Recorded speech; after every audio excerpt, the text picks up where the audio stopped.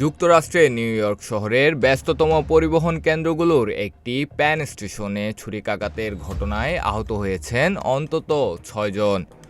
রোববার সংঘটিত এ ঘটনার পর একজন সন্দেহভাজনকে আটক করেছে আইন শৃঙ্খলা বাহিনী।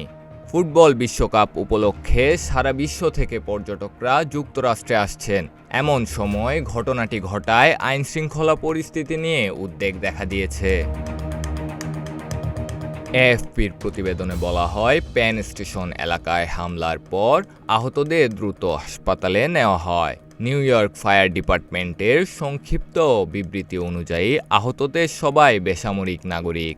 তাদের মধ্যে একজনের অবস্থা গুরুতর, দুজন মাঝারি ধরনের এবং আরও দুজনের আঘাত তুলনামূলকভাবে সামান্য। কর্তৃপক্ষ বাকি একজন আহতের অবস্থার বিষয়ে বিস্তারিত কোনো তথ্য প্রকাশ করেনি। ঘটনার পর স্টেশন এলাকায় জোরদার করা হয়েছে নিরাপত্তা এবং শুরু হয়েছে তদন্ত। হামলার উদ্দেশ্য বা সন্দেহভাজনের পরিচয় সম্পর্কে তাৎক্ষণিকভাবে বিস্তারিত কিছু জানানো হয়নি। প্রাথমিক তথ্য অনুযায়ী ঘটনাটি বিচ্ছিন্ন হামলা নাকি এর পিছনে অন্য কোনো উদ্দেশ্য রয়েছে তা খতিয়ে দেখছেন তদন্তকারীরা। নিউ ইয়র্ক ফায়ার ডিপার্টমেন্ট ও স্থানীয় কর্তৃপক্ষ দাবি করেছে এটি বিচ্ছিন্ন ঘটনা। ফুটবল বিশ্বকাপ উপলক্ষে আগত পর্যটকদের নিরাপত্তায় এর প্রভাব পড়বে না।